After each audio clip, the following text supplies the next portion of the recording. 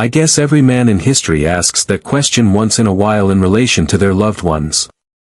You see, I know my wife is cheating on me, she just doesn't know that I know. I had a fairly normal upbringing, 2 parents that loved me and an older sister who put up with me. My parents were big believers in equality in education, so I ended up at a private school. It was a strictly all-boys institution that emphasized football, religion, and education, in that order. Next to our school was a private all-girls school, which we had some interaction with. I can't tell you that there is anything worse than being at a Catholic school when you're not Catholic, except for being a middle-class or poor boy among snobby rich boys. To say I didn't fit in would be an understatement. I never liked snobs and still don't. I believe everyone is equal and should be judged by their actions, not their bank balance. Well, that was the wrong attitude at that school, and before long, I was picked on as the poor boy. I found myself in endless fights after school, both verbal and physical, often 4 or 5 against 1. I managed to land a few good punches, but generally, I ended up on the losing side. I knew it was pointless to talk to my folks about it, as they would just tell me to turn the other cheek and fit in. The school insisted that everyone participate in a sporting activity, either through the school or outside of it. Given the school's good connection with the police, due to the police chief's son attending the school, I decided to kill 2 birds with 1 stone and signed up for boxing classes run by the Police Boys Club, which the school approved. This decision changed my life for several reasons. Firstly, the rich boys all played football and didn't want to mix with the lower class, so I ended up with kids just like me from all around town. The second, and more important, reason is that I met my best friend, Greg Sands. He was a talented boxer and the son of a cop. He had just arrived in town and signed up for class just for fun. The instructor had no idea that Greg was a regional boxing champion, and since we were of similar size, he paired us up for a sparring session. The last thing I remember before the lights went out was a smile and a big red fist coming at me. I woke up to white light in a room at the back of the gym with a sore head, wondering what had happened. The instructor stopped by and said he had assessed my talent and that it was going to be a long road. The next minute, Greg Sands came by to apologize for knocking me out. He extended his hand, and we shook, becoming friends from that moment on. I took him around town, introduced him to my friends and family, and I met his folks as well. The surprise came the following week at school when, lo and behold, there was Greg in the hallway. I raced up to him with a grin, and he returned it. It turns out that, due to his dad being the deputy chief, he got a reduced-cost education at the school. We became thick as thieves, taking many of the same classes together and being inseparable. As my folks like to say, Greg, as I came to call him, was like the brother I never had. The bully problem sorted itself out as well. Greg was giving me extra training, and combined with the twice-weekly classes, I was becoming a pretty decent boxer. It all came to a head one afternoon when Douglas Peterson started talking trash about my family. Now, I can take most things, but not when it comes to speaking that way about my loved ones. I went nuts, breaking D's nose and knocking some of his teeth out. The next moment, I saw all his friends coming up the rear. What they didn't see was Greg. To say it was an epic battle would be an understatement. Greg made short work of most of my foes while I was busy watching him and giving Douglas a few well-timed kicks in his ribs. Greg was always kind and loving towards his family and friends, but he was outright fierce with his enemies. We made short work of a few more reinforcements and left, thinking nothing more of it. I mean, they had done this sort of thing to me many times, and I usually just let it go. I would then plot my revenge, often with 0 results. I guess it's never a good thing to make rich enemies. Douglas's father was a powerful man in industry, and he was furious. He first had myself and Greg suspended for the remainder of the year. There was only a month left of classes anyway. He then had us charged with assault. What the captain of industry didn't reckon on were witnesses from the girls' school who totally backed our version of events, that Doug started the whole thing. It also helped that Greg's dad was the deputy chief. Mr. Peterson later tried to make my folks pay for the reconstructive surgery, but the assault charges were overturned, though the suspension remained in force for the rest of the month. I had to work at my dad's hardware store to keep me out of trouble. The summer before school started again was a good one. Greg and I hung out, hit the gym pretty hard, and took up running together. He tried to get to know my older sister, but she was about to leave for college and wasn't interested in anything with a high school student. Life went on pretty much like that for the remainder of school. Douglas Peterson vowed revenge, but I knew it wouldn't be physical, as he had met his match, and no one wanted to mess with Greg. In our last year of school, things were going well. Greg became the heavyweight state champion, and I did okay, coming in the top 10 in my division. Greg seriously considered turning pro but didn't want to end up like his uncle, who became broken and bitter from boxing. We were both beginning to date girls from the neighboring school, and now that we had cars, we spent a lot of time cruising around with our dates. I experienced my first intimate relationship with Susan Bates. While it wasn't love, it was certainly memorable. In the background, Douglas Peterson was watching me. He had never forgiven me for his humiliation. I never understood him. He had everything, money, looks, and power, but he was never happy unless he was hurting someone. Deep down, he was a coward, and he knew it. His revenge came swiftly that final year. He was under the mistaken impression that I was in love with Susan. Behind my back, he wooed her, and she ended up dumping me. The next thing I knew, he announced at school that Susan was now his girlfriend. It was a match made in heaven, as the Bates and Petersons were the two richest families in town. He had the look of a cat that got the cream every time he saw me. Greg and I laughed about it, knowing I wouldn't be going on to higher education, as my family just couldn't afford it. So, decisions had to be made, and as usual, Greg and I discussed it. We both decided that the army was the way to go and enlisted. We ended up missing the prom due to basic training, but it didn't bother either of us. As soon as we got to basic, I knew I wasn't cut out to be in the army for any longer than my sign-up time. Greg, on the other hand, was born to be in uniform. He loved it. Basic was fine, I just did what I was told, and as usual, I had Greg helping me up if I fell. Finally, at the end of basic, we graduated and returned home for some rest and relaxation. I had 2 weeks before I had to report for officer training. I was going to be an officer and a gentleman. Greg teased me relentlessly about it, but I knew I was smart enough to pursue my business degree. Greg was going into special forces. I never doubted it. When he committed to anything, he followed through. This would be the first time in years that I wouldn't have my good buddy with me, and I didn't realize that I wouldn't see Greg again for many years. Officer training was a breeze. There was a lot of classroom work, but I enjoyed the practical work more. The most exciting thing for me was that once I completed officer training, I could start my business degree. I finished my training and suddenly found myself as Second Lieutenant Roger Easton. There were a couple of drawbacks regarding the business degree, though. Firstly, I had to commit more time to the Army, adding an extra 3 years on top of the 4 years I had initially signed up for. Secondly, I would be based out of the Army History Unit, which meant office work, and I wouldn't be out in the field anytime soon. The office pretty much ran itself.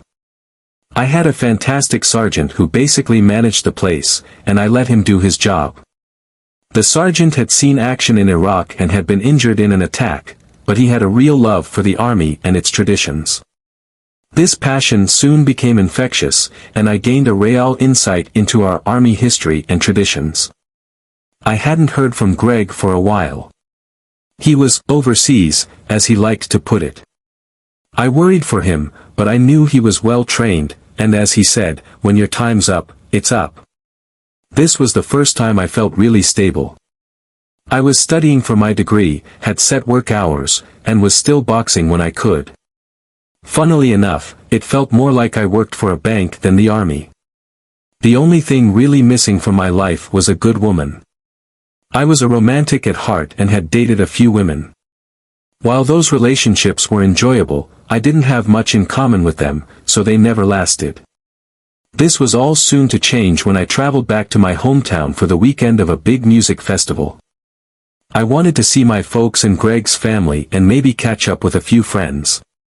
While having a few brews on Friday night, I caught up with everyone and heard the latest news. My dad was considering selling the hardware store and retiring. Meanwhile, Greg's parents were supportive of his dad taking over as police chief, and they hadn't heard from Greg since everything was still hush-hush over there. I woke up early Saturday morning and went for my run. After showering and getting dressed, I enjoyed a nice breakfast prepared by my mom. I then helped my dad open the store, and that's when my life took a turn. Roger Easton. I turned around to see Susan Bates standing next to a gorgeous brunette. "Hey, Susan. How are you?" I replied. "I'm good, but it's Susan Peterson now," she said. I was surprised to hear that Doug had actually married her. She went on to explain that she was visiting with her cousin Kelly for the festival while Doug was overseas on a business trip. Susan introduced me to Kelly, who was stunning. I wondered what two beautiful women were doing in a hardware store, but apparently, Susan had seen me and came in before their hair appointment next door.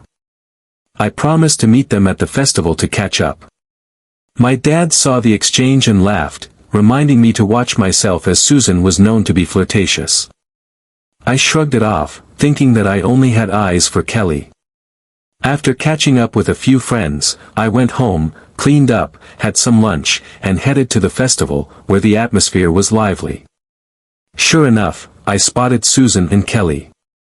Kelly looked a bit uncomfortable as Susan flirted with every man who came close. I greeted Kelly with a smile, while Susan, clearly enjoying herself, gave me an enthusiastic kiss and said, "Looks like you need something to eat, Roger." I assured her I was fine. We found a table, and I bought drinks and food for the three of us. For the next hour, I listened to Susan talk about her life.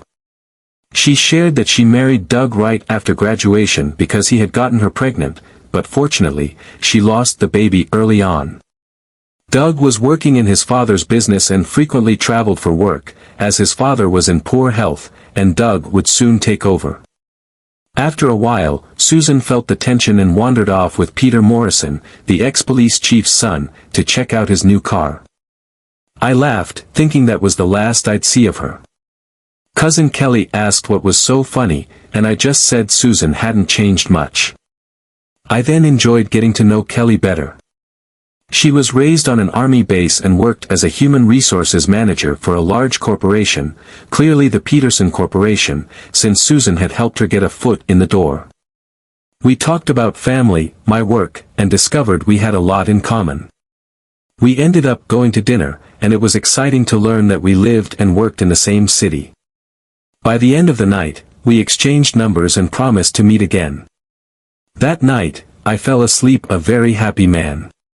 Things progressed rapidly from there. We started dating and grew closer. Before I knew it, we'd been together for almost 2 years. Kelly was old-fashioned and wanted to wait until marriage before being intimate. I agreed, but it became quite frustrating. On the plus side, we got to know each other very well. The only sour note was Susan Peterson's involvement in our lives, and the shadow of Doug always lingering nearby. Kelly knew how I felt about Doug and Susan, but for her sake, I kept my opinions to myself. I met Kelly's family, and although I felt out of my league, they tolerated me. I think it helped that I was an officer in the army, which gave me some common ground with Kelly's father, a retired general. After completing my degree, I proposed to Kelly, and she accepted. I did the right thing and asked her father for permission, which he agreed to, but her mother was not too pleased and suggested I might be just a starter husband. My folks liked Kelly. She was down to earth, and even though she came from money, she didn't flaunt it. Of course, a prenuptial agreement was signed before the wedding at her mother's insistence.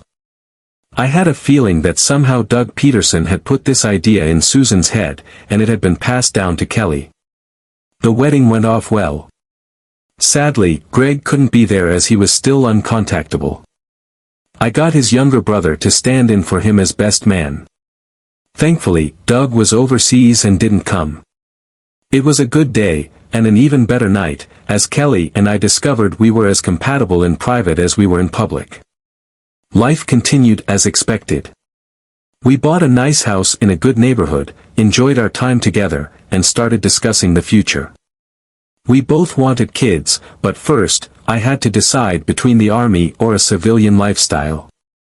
In the end, we agreed I should use my degree, and I started looking for a new career. I got lucky when a major bank needed someone to run their internal and external security. The job paid twice what I was making in the army, so I submitted my resignation and moved on. We began trying for kids right away, but it just didn't happen. I knew I was under pressure and working longer hours, but I sensed there had to be more to it. After a visit to the doctor, I received the bad news: I was sterile. I dreaded telling Kelly, as she really wanted children. I thought about looking into adoption, getting the facts, and maybe taking her on a cruise to break the news. However, that plan went awry when I surprised her with the cruise, and she told me she had been promoted. She was now reporting directly to the CEO of Peterson Corporation, Mr. Doug Peterson. Doug had asked her, as the head of human resources, to accompany him on a tour of their businesses across the states for some layoffs. I felt uneasy about this, but what could I say? Kelly assured me Doug had changed from his high school days and was all business, but I had my doubts. The morning she left, Doug showed up in a limo with a big grin and a wave to me. Kelly kissed me goodbye and promised to call when she could. I spent the next few days sulking. When Kelly finally called, she insisted everything was fine and that Doug was completely professional. That Saturday morning, while having breakfast, there was a knock at the door. I opened it to find a well-tanned individual standing there, Greg. I couldn't believe my eyes. He looked different, more hardened and world-weary, but it was good to see each other again. We shared a hug and settled in for a drink. When he asked where Kelly was, I told him she was out of town on a business trip. I was more interested in hearing about his adventures. Greg told me about his travels and his time in the Special Forces. He had seen some intense situations. He then revealed he had left the army, tired of the killing. At 28, he felt he had done enough and wanted out. I caught him up on my life, including Kelly and her connection to Doug Peterson. We even shared a laugh about Susan marrying Doug. As the evening wore on, I showed him my wedding photos, and he suddenly had a strange look on his face. "Holy, that's General Bates," he said. I was surprised he knew him and learned that he had been Greg's commander when he first joined Special Forces. Greg revealed some interesting tidbits about Mrs. Bates and her connections to some of the general's officers. I was taken aback by this revelation and questioned how the general could stay married to someone with such a reputation. Greg explained it was all about power and control. I asked Greg to stay the night, but he had to leave. He informed me he was reporting to the police academy for training on Monday. He was becoming a cop, like his father. He promised to come over when Kelly returned. I had a lot to think about. I was already concerned about Doug and Kelly's relationship, and now I learned that her mother had a questionable reputation just like her cousin Susan. The other thing that concerned me was Greg. He seemed different, having changed dramatically in both appearance and attitude. I hadn't seen him for nearly 10 years, so I figured I was being too harsh. People change, after all. He had just returned, and everything was likely overwhelming for him. Meanwhile, I had more pressing troubles on my mind regarding Kelly and the revelations about her mother.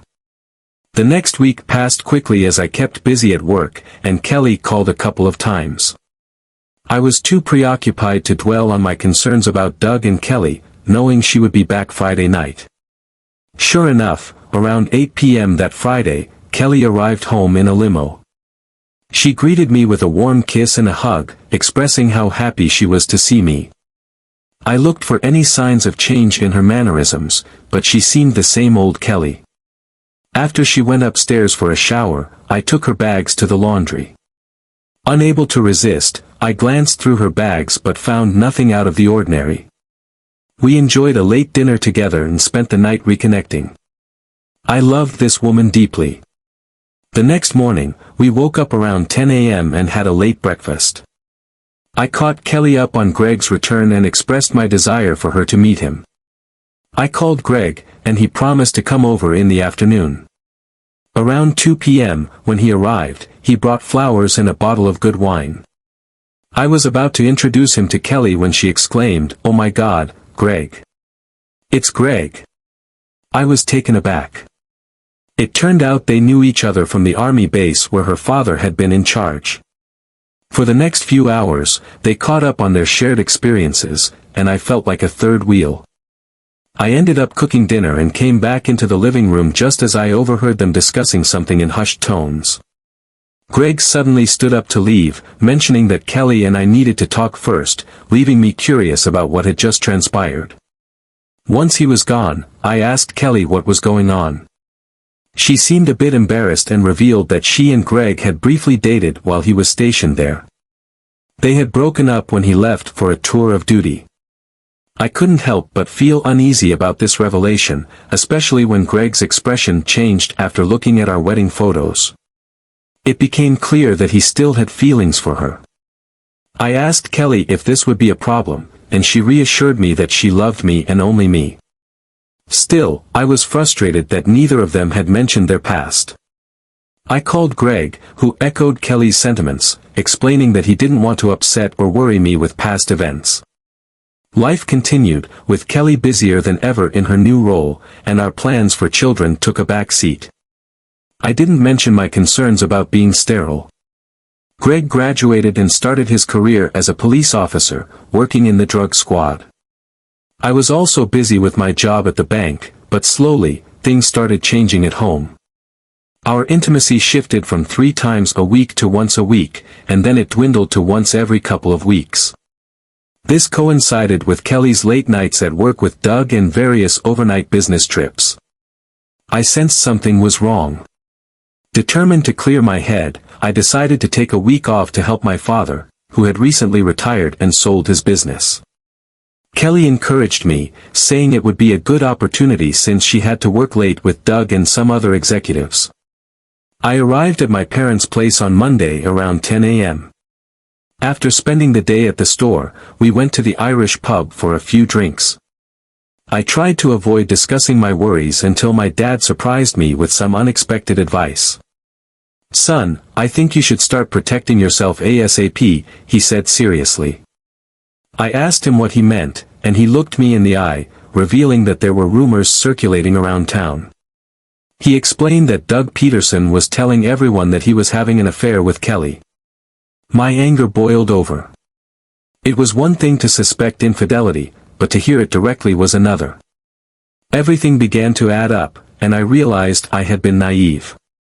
I couldn't shake my earlier question about how far an apple falls from the tree.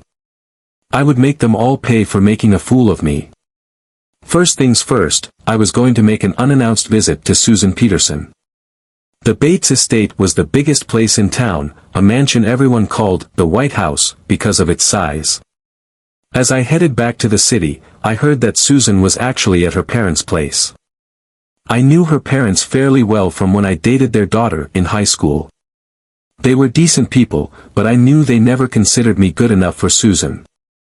She often told me that her parents just wanted her to date me to get it out of her system. When I got to the main house, I found Susan sitting on the porch. "I heard a rumor you were in town. Trouble in paradise?" I said. "I could say the same to you," she replied. "No, I'm just here to help my dad close up his business." Susan didn't look great, she seemed pale and nervous. She offered me a drink, and a nice cold beer sounded perfect. "So, what brings you here?" she asked. I got straight to the point. "Is Doug seeing my wife?" "Jesus, you don't mess around, Roger."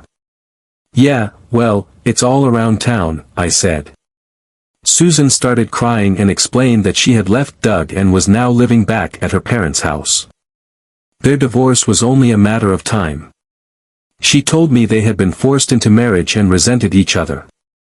Doug had started seeing other women right away and didn't bother to hide it.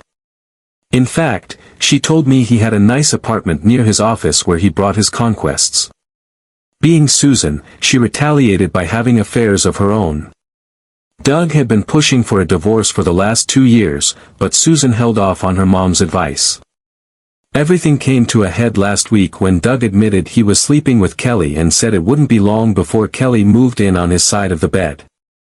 Enough was enough, and Susan packed up and left. As we talked more, she shed a few tears for Doug's role in my marriage problems, but I was beyond caring about sympathy from a Peterson or a Bates. Susan vowed to make Doug pay, but I wanted to ensure my revenge on my terms. I wished her well and hoped that would be the last time I ever spoke to her. When I got home, my folks were out for dinner, and there was a note saying Kelly needed to talk urgently. I thought, screw that, grabbed a cold beer, and headed out to the deck. I switched on my mobile phone and saw several missed calls and messages, but I couldn't deal with it today, so I switched it back off. My parents came home around 10 p.m., and by then I was on my 9th beer. The phone had been ringing non-stop all night, so I ended up taking it off the hook. Dad joined me for a beer, and I staggered off to bed. The next morning, I woke up with a headache and the smell of bacon and eggs cooking. God bless all the mothers of the world. After breakfast, I headed to the store with Dad to do the final handover with the new owner. We said a sad farewell to the store and were back home in time for lunch. After lunch, Dad and I went fishing. We had a good talk, and he agreed that I should confront this issue head-on and be done with it. The fish weren't biting, so we returned home early, and Kelly's new BMW was parked in the driveway. I steadied myself and walked into the house with Dad. Kelly was in the lounge with a box of tissues, talking to my mom. My mom looked at me and asked Dad to take her to the store, then they would visit their friends, the Browns, for dinner. Once they left, I asked Kelly if she wanted a drink. She said no, so I got a beer from the fridge. As I returned, Kelly ran into my arms and started crying, saying she needed to talk to me. She began by explaining that Susan had called her yesterday about the impending divorce and wanted to thank her for making me available again. Kelly was confused about what Susan meant, so she immediately started calling me, leaving endless messages, none of which I returned. After a few days, Kelly drove straight to my parents' place to talk. As the waterworks started again, I had steeled myself for the truth. I asked her outright if she was having an affair with Doug. Kelly swore she wasn't, claiming their late meetings included several other executives. I confronted her about the rumors around town, and she was ready for that too. She insisted it wasn't Doug starting those rumors, but Susan, who wanted to break us up. Kelly claimed that Susan still loved me and only broke up with me in high school due to the pressure placed on her by her parents. She also said she had spoken with Doug and would no longer be attending any late-night meetings. While the story sounded good in theory, I thought it was a bunch of nonsense. Firstly, I'm no expert on women, but I knew Susan did not love me. I was just a fleeting interest during high school. Susan loved money and power, and I offered neither. Secondly, I knew Doug Peterson, and he hated me, he would do anything to spite me. Thirdly, the women Doug dated had a track record of infidelity. No, this was a fantasy, and I needed evidence to confront her. In my mind, Kelly was now the enemy, but I had to play my cards close to my chest and let her believe all was forgiven and that I was no longer suspicious. I gave Kelly a kiss and a hug, and suffice it to say, the performance I put on made it seem like all was soon forgiven. I took Kelly out for dinner that night, and thankfully, she was too tired for anything more intimate. The next morning, she left early, happy and smiling. After talking to my folks about Christmas arrangements, I told her I loved her and would see her in a couple of days. After we finalized the arrangements with the store, Dad looked at me funny but was smart enough not to say anything. With Kelly gone, I placed a call to Greg. It was time to get him involved in the surveillance on Kelly. I left him a message saying it was urgent we talk. While waiting for my friend to call back, I had a quiet word with Dad and asked him to tell Kelly that I was staying there until Sunday. Knowing Kelly would be at work, I left a message on the answering machine at home saying I would be at my folks' place until Sunday, as Dad still needed further help with the store. With that done, I packed my car, said goodbye, and headed back to the city. Greg still hadn't returned my call, but no matter. I got back to the city in the mid-afternoon and checked into a hotel close enough to work but far enough away that I wouldn't run into anyone I knew, or, more importantly, anyone Kelly knew. Once I checked in, I went into work to say hello and asked my boss if I could have another week off. He told me it was no problem. While at the bank, I organized a new bank account in my name only and transferred half of our joint savings into my account, ensuring all future pay would go there. I felt a bit better having some walk-around money, and enough for any unexpected costs that might arise. I then went back to the hotel and tried Greg again, but still no luck. I decided to go down to the bar for a cold beer. I started talking with the bartender when my phone rang. I excused myself and answered. It was just my dad, checking to see that I got back to the city okay. I returned to talking with the bartender and had a few more drinks. By 2 p.m., I decided 3 beers were enough, paid my tab, and left. I went back to my room, had a shower, changed clothes, and decided to have a late lunch. Just as I left my room, my phone rang again. It was Greg. He apologized for taking so long, but work came first, as he had just been made a detective. I must say, it seemed awfully quick for him to achieve that, but he was well trained. I asked Greg if he was free. He laughed and said he had just finished work, so we decided to meet at a local bar. When I got to the bar, I found out it was a local cop hangout. We found a booth at the back and ordered a couple of beers. After our beers came, I sat down and explained my concerns to my friend. I told him about Kelly and Doug, the rumors, the trips away, the apartment building, and Kelly's change in attention toward me. Greg took it all in stride, sipped his beer, and then asked, left or right knee? I'll take care of him for you. I started laughing and told him I'd rather deal with Doug directly. We then got down to serious business. First off, I had to play it cool and keep Kelly clueless, continuing to act as if everything was normal. Next, we needed evidence or confirmation that she was involved with Doug. Then, we would confront him. Greg told me to leave it with him, he knew some people and would get back to me with the required information. He admitted he was surprised, as he didn't pick Kelly as someone who would cheat. I responded that neither did I, or I wouldn't have married her. We then proceeded to catch up, reminiscing about the old days until the wee hours of the morning. I woke up Friday morning with a huge hangover and an urge to vomit. After a shower and breakfast, I started to feel somewhat human again. I remembered Greg saying that I should act normally around Kelly and be the same loving husband. Based on that, I canceled my leave for the following week and called Kelly to tell her I would be home that night.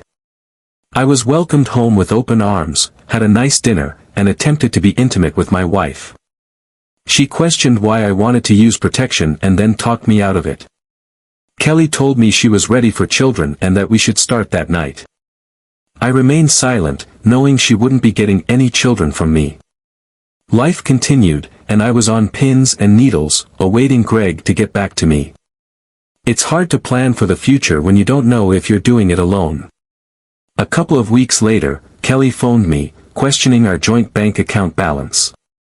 I fabricated a story about lending money to my dad and assured her that when he sold the house, we would get the money back. She seemed satisfied with that answer. As the weeks dragged on into a month, my worry grew. I left a few messages for Greg, but he urged me not to worry, saying he was onto something. With Christmas fast approaching, I wanted this sorted out before the end of the year. Early in December, I received a call from Greg asking to meet. We ended up back at the cop hangout, ironically in the same booth. Greg was all smiles, which eased my tension. After some small talk, he passed over an envelope. "Open it, it's good news," he said. Inside was a private investigation report on Kelly Easton and a thicker one on Doug Peterson. The good news was that Kelly was in the clear. She had been followed for a month, and the report showed she went from home to work, had lunch with girlfriends, and returned home each day. I was the only man in her life, apart from our 2-year-old border collie, Buddy. Doug Peterson, however, was a different story. The report revealed he was a notorious playboy involved in questionable activities to support a growing gambling and drug habit. Greg knew his supplier, and Doug was on the verge of being busted for cocaine. I couldn't have asked for a better Christmas present. I celebrated with drinks at the bar and headed home to my loving wife. When I got home, Kelly was affectionate, and we shared a passionate evening. Afterward, she turned to me and said she had a surprise. "Darling, you're going to be a father." I looked stunned, processing her words. She misinterpreted my expression as joy, beaming at me while I felt a mix of disbelief and concern. Kelly started talking about nursery preparations and maternity leave, but I zoned out. Realizing I had been made a fool of was disheartening, but I quickly gathered my thoughts. The army had taught me to be logical, so I figured things out swiftly. The only question was what I was going to do about it. I felt physically ill lying next to Kelly that night. One thing was clear, she was out for herself, and I needed to act. I couldn't believe she would pass off the baby as ours. Our intimacy had been practically non-existent. Tossing and turning for hours, I watched Kelly sleep peacefully, and I felt a surge of anger. Instead of dwelling on my frustrations, I went downstairs to my study.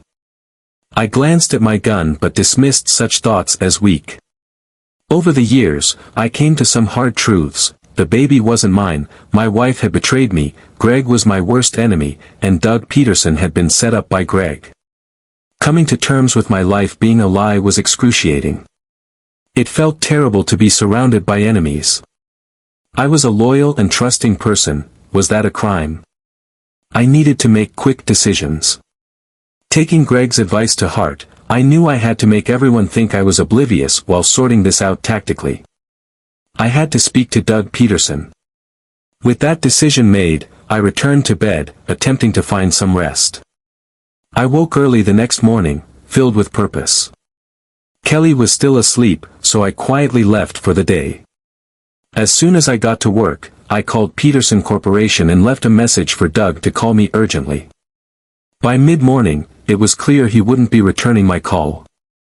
I couldn't risk going to his office due to Kelly working there, so I made a hasty decision, hoping it would pan out. I told my colleagues I would be out of the office for the rest of the day and instructed them to contact me only in matters of life or death. I went next door to Hertz, rented a large SUV, and waited outside Doug's office, sipping coffee in the rental. I saw Doug Peterson emerge from his office and hop into his new BMW Z4 Roadster. Discreetly, I followed him until he stopped outside an apartment building. Before he could enter, I pulled up, jumped out, and confronted him. In hindsight, my actions might have seemed extreme, but at the time, I thought it was a clever move. As we left the apartment building behind, I noticed Doug was visibly shaken. He looked as pale as a ghost, probably fearing I intended to harm him. "Roger, please don't kill me." "I swear I didn't touch Kelly," Doug pleaded, his voice trembling. "Jesus, get a hold of yourself, man," I replied. "I left you a message, and you didn't get back to me, so you kidnapped me. I don't want to die." His reaction was so dramatic it reminded me of a child who had just dropped their ice cream. Given our mutual disdain, I understood his fear. I knew I had to get to a safe place for a serious conversation, so I drove out of the city toward a lake where we could talk privately.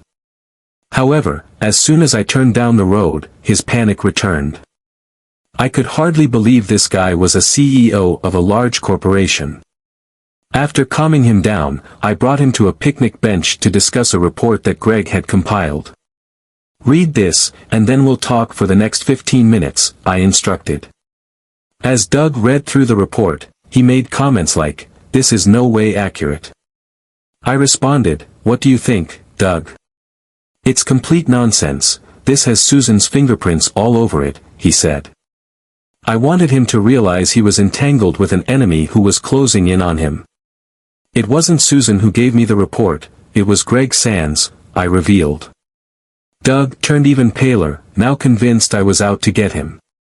I surprised Doug by telling him I didn't believe the report, except for the fact that he most likely cheated on his wife. I stunned him further when I suggested we help each other. Lies were clearly part of the agenda. Despite being a weak figurehead in his father's company, Doug had a reputation as a playboy, primarily involved with escorts. His father still called the shots, pulling the strings behind the scenes. I delivered the shocking news: he had to leave town immediately or risk spending the rest of his life in prison. I explained that Greg was planning to plant drugs, leading to a very public arrest. "Why are you helping me? And why is Greg Sands trying to destroy me?" he asked. The first part was easy. I needed his father's connections to dig up a full background on Greg, including his current activities. Doug made the call to arrange an urgent flight out of the country and then contacted his father to explain the situation. He surprised me by handing the phone to me. Mr. Peterson Sr. begrudgingly assured me I would receive a full report on Greg Sands within a few days. The second question was trickier, and I shrugged, saying I couldn't provide insight into why Greg was targeting him. I secretly believed it was Greg's twisted way of retaliating against me for my own marital issues. I sat with Doug for an hour while we waited for his father's people to collect him. He was eager to leave the country as quickly as possible. Soon, a large black SUV arrived to take Doug away. I knew Greg would be furious about not being able to find Doug quickly, but hopefully, this would give me time to understand what was happening. I drove back to the city and returned the rental, knowing I had to play it cool and await the report that would hopefully provide insight and leverage against Greg. In the meantime, I needed to escape the tension. I couldn't stand to be around Greg or Kelly. Back at work, I spoke with my boss, who had been urging me to visit the regional office for training. Before long, I had a ticket for a flight and was off on my whirlwind 2-week adventure at the regional office. Kelly was upset about my sudden absence until I reminded her that I needed to keep my boss happy, especially with the baby on the way, which silenced her. The 2 weeks passed quickly, and I made several attempts to reach Peterson Sr. regarding the report, but to no avail. Imagine my surprise on the last day of my tour when a courier delivered a thick package to me. Peterson Sr. had tracked me down with ease. Finally, I had the report on Greg Sands, and I would have one night to digest it and formulate a plan of action. It took me half the night to read the report. Several times, I had to put it down and have a slug of straight whiskey. The contents shook me to my very core. I might have known my friend Greg at 18, but the person at 28 was a sick, twisted individual. The report gave me all the answers I was looking for, and I was thankful I wasn't the target of his rage. I was sure Peterson Sr. had read this report and must have had a good laugh, feeling like a kid at Christmas watching the Bates clan crumble. My guess is Peterson Sr. wasn't thrilled about the scandal that would erupt with the upcoming divorce of Doug and Susan, not to mention his precious boy being set up. What hurt me the most, however, apart from my wife's infidelity, was that if I was reading this report correctly, I was just a pawn, nothing more than collateral damage in a power struggle between two men that started years ago. Having the answers gave me no relief. In fact, I was certain I would become a target if Greg figured out that I knew everything. There's no doubt that he would kill me if he got wind of my knowledge. The report detailed everything, from Greg's childhood right up to his police career. I learned that as a child, Greg was exposed to a high level of violence. I didn't know that his mother was actually his stepmother. The report outlined that Greg had witnessed his real mother's death at the hands of an intruder. His father had just returned from work as the man was about to shoot Greg, and his father saved the day by killing the intruder. Details were a little fuzzy from then on. Greg got into trouble fighting other kids, and eventually, his father remarried and continued his police career. To control Greg's rage, his father enrolled him in boxing classes, and he became a champion boxer. His father then took a new job in my hometown, and during that period, I knew mostly everything, as we were joined at the hip. There were no real amazing insights until Greg Sands joined the army. This was the part of the report that became clear to me and made me realize I had to get out of the middle of this. I knew all about basic training, as we went through that together. The most interesting reading was when Greg completed his Special Forces training. The key to this whole tale of woe came down to one man, General Edward Bates, who was in charge of Greg's unit. This is where I realized I had been sold a bunch of lies. Greg was in charge of his unit and reported directly to Bates. They took an instant dislike to each other. Bates had a win-at-all-costs philosophy, and while Greg had that in him, he believed in being righteous and loved the men under his command. Apparently, Bates and Greg had some blazing disagreements on everything from tactics to Greg's relationship with his daughter, Kelly. Initially, Greg got together with Kelly just to spite Bates. What was interesting was that Kelly looked very similar in build and appearance to Greg's deceased mother. The report provided photos, and I had to admit there were some similarities, but nothing as remarkable as identical twins. It seems the love affair turned serious quickly, as Greg was smitten, and so was Kelly. However, things turned ugly when Greg proposed to Kelly, but she refused until he asked her father's permission. Well, hell would freeze over before that happened. As quick as that, Greg's unit was sent to the Middle East. General Bates initially went over in charge of several operations, albeit organizing them from a desk in the desert. Greg and his boys were given every dangerous mission that Bates could find. Men lost their lives, but Bates persisted until he went too far. General Bates ordered Greg's unit into a very dangerous situation, apparently knowing that the information they had was outdated and incorrect. The report suggested he was aware of the risks. The squad was supposed to be going on RNR, but Bates cancelled it and ordered them in. It was a disaster, with half the unit cut down and most of the rest coming back with injuries, including Greg. General Bates was ordered home, where he resigned and retired. Greg recovered physically, but mentally, he had changed and swore revenge. By the time he came home, Bates was retired and gone. To add further insult to injury, Kelly broke his heart, refusing marriage based on her father's demands. Kelly was quoted as saying she would always love him and no other man, but she had to follow her father's wishes. Greg continued his military career but then heard about my marriage to Miss Kelly Bates. With that, Greg sought his chance for more than a little revenge. He decided to quit the military and become a cop in my city. I was as much of a consideration to him as gum on the bottom of his shoe. He knew he could woo Kelly, hopefully get her pregnant, and destroy her reputation. I was simply a stepping stone. When he didn't return to Kelly soon enough, she married me. Kelly never intended for our relationship to last long term, but she endured it, hoping that one day Greg would come back. Surprisingly, much of the information in the report came from Susan Peterson. Kelly must have foolishly confided in her, not realizing that Susan's bitterness over Doug's death would make her betray Kelly's trust. This report allowed me to piece together the true sequence of events.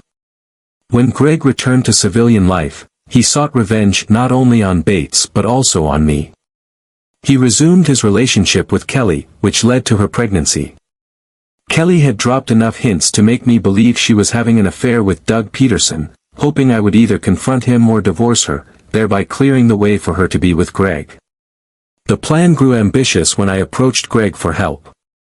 He easily manipulated the situation, playing both sides. When Kelly told me she was pregnant, it exposed her unfaithfulness. I suspected Greg was the father, which pushed me to confront Doug. Greg, desperate to maintain his plan, set Doug up to be discredited. When I helped Doug escape, Greg's scheme started to crumble. The video he sent me was meant to provoke me, but it only motivated me to act more cautiously. Now, with Kelly pregnant, Greg believed he had one. But I knew the truth. I needed to figure out my next move before things escalated any further. With my next steps in mind, I called Brian Moses, my old sergeant from the Army History Unit. He had always been a reliable friend, and I trusted him more than anyone else. I explained the situation to him without going into unnecessary detail, hinting at the danger but keeping specifics vague. "Brian, I need to disappear for a while," I said. There was a pause on the other end before he replied. "I figured as much. Where are you now?" After a brief exchange of logistics, he agreed to help me. Brian suggested I come to his beach house, a secluded spot far from prying eyes. He had some connections that could help with a new identity if things got too heated. I knew I couldn't stay in the city any longer. The closer I was to Kelly and Greg, the greater the risk. By staying away, I could better plan my next moves.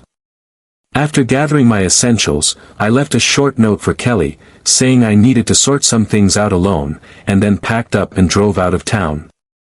As I hit the highway, I felt a strange sense of relief, as if I had just escaped from a cage. Arriving at Brian's place, I found it just as I remembered, simple, quiet, and surrounded by nature. Brian was waiting for me with a beer in hand. "You look like hell," he said. I laughed, feeling the tension ease for the first time in weeks. "You have no idea," I replied. We sat down on the porch, and I laid out the story from start to finish, my suspicions about Kelly, Greg's involvement, Doug's escape, and the real danger I now faced. Brian listened intently, his expression becoming more serious as I went on. "You're in deep, Roger," he finally said. "But you're not alone." I nodded, grateful for his support. "I need a plan, Brian. I can't keep running forever, but I need to stay hidden until I can figure out how to take down Greg." Brian offered me a temporary hideout in a remote cabin he owned. It was about a 2-hour drive from the beach house, deep in the woods, and rarely visited by anyone. "You can lay low there for a while. I'll arrange for the basics, food, water, and a way to communicate securely," he assured me. With the plan set, I left for the cabin the next morning, taking a few essentials and using Brian's old truck to avoid being traced. The cabin was exactly what I needed, isolated, surrounded by dense forest, and completely off the grid. For the next few weeks, I focused on regaining my strength, training daily with the boxing gloves I brought and going on long runs through the woods. I felt my body become stronger, leaner, and sharper. I also spent time analyzing the information from Peterson Sr.'s report, searching for any clues that could give me the upper hand against Greg. As the days passed, I kept a close eye on the news for any updates about Kelly or Greg.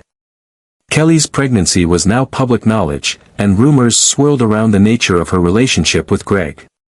Meanwhile, Doug Peterson's sudden disappearance had sparked whispers of scandal, but nothing concrete. I knew it was only a matter of time before Greg realized I was still alive. The more I thought about it, the clearer my plan became. I needed to bait Greg into revealing himself, to force a confrontation on my terms. I decided to take the next step and make a direct move. I called Brian, asking him to arrange a meeting with Peterson Sr. I needed more information about Greg's current activities and any potential weaknesses I could exploit. Peterson Sr. agreed to meet me at a secure location, a private estate he owned outside the city. I made the long drive to the estate, keeping a low profile along the way. When I arrived, I was led into a dimly lit study, where Peterson Sr. sat behind a large oak desk. He was thinner and more gaunt than the last time I had seen him, a result of the stress from recent events. "I didn't expect to see you again, Easton," he said, his voice low and tired. "But I'm glad you're not dead." I nodded, getting straight to the point. "I need to know everything you have on Greg Sands. I need to stop him before he destroys everything I have left." Peterson Sr. seemed to consider my request for a moment before nodding. "Fine. I'll give you what you need, but I want something in return. I want you to take him down, for good." I agreed, knowing that it was the only way forward. Peterson Sr. handed me a thick dossier filled with information about Greg's recent activities, including shady deals, corrupt law enforcement connections, and evidence of violent crimes he had committed. It was more than I had hoped for, but it also confirmed what I feared: Greg was a dangerous man, capable of anything. Armed with this new information, I returned to the cabin and began to strategize. The final showdown was coming, and I needed to be ready. For the next few days, I meticulously planned my approach, mapping out potential scenarios and rehearsing different tactics. I knew Greg well enough to anticipate his moves, but I couldn't afford to underestimate him. When the time was right, I placed a call to Greg, using a burner phone Brian had given me. "Roger," he answered, sounding both surprised and curious. "Long time, no see." I kept my voice steady. "I know you're looking for me, Greg. Let's end this, once and for all." Greg laughed, a cold and humorless sound. "So, you've finally grown a spine. Where do you want to meet?" I suggested a remote location outside of town, a place we both knew well from our youth. It was where we used to spar and train, hidden deep in the woods. "Perfect," Greg replied. "Let's settle this like old times." I hung up, feeling a strange mix of fear and determination. This was it, the moment I had been preparing for. On the day of the meeting, I arrived early, hiding among the trees and keeping an eye on the clearing. I waited for over an hour, my senses alert for any movement. Finally, I heard the sound of footsteps approaching. Greg emerged from the trees, looking as confident as ever. He was dressed in black, with a gun holstered at his side. "It's good to see you, Roger," he said, his eyes cold and calculating. "I was hoping you'd have the guts to face me." I stepped out of the shadows, my own gun drawn and ready. "This ends here, Greg," I said. "No more games, no more lies." Greg smirked, drawing his weapon in response. "I couldn't agree more," he replied. The next few moments were a blur of gunfire and chaos. We exchanged shots, each trying to outmaneuver the other. I felt a bullet graze my arm, the pain sharp but manageable. I pressed on, focusing on my training and instincts. Greg was fast, but I was determined. Suddenly, I saw an opening. I aimed carefully and fired, hitting Greg square in the chest. He staggered back, a look of shock on his face. You actually did it," he muttered, collapsing to the ground. I stood over him, my gun still trained on him. "It's over," I said, feeling a mix of relief and sadness. "You lost." Greg coughed, blood trickling from his mouth. "Maybe," he whispered, "but you'll never be free of this." With that, he drew a knife from his belt and lunged at me, using the last of his strength. I reacted instinctively, dodging the blade and delivering a final shot to his head. Greg fell to the ground, lifeless. I stood there for a moment, breathing heavily and processing what had just happened. It was finally over, the nightmare that had haunted me for so long was gone. As I made my way back to the cabin, I felt a strange sense of closure. I had lost so much, my marriage, my innocence, my best friend, but I had survived. I knew it would take time to heal, but at least I could now begin to rebuild my life. I returned to Brian's beach house, where he was waiting with a cold beer and a knowing smile. "It's done," I said simply. "Good," he replied. "Now, let's get you a new start." And so, I began the process of creating a new life, leaving the past behind. I knew I could never completely erase the scars, but I was determined to move forward. With Brian's help, I adopted a new identity and relocated to a different state, starting fresh. I kept in touch with my family from a distance, ensuring they were safe. In the end, I realized that life is a series of battles, some won and some lost. But the key is to keep fighting, no matter what. I may have lost many things along the way, but I had gained something far more valuable: the will to survive.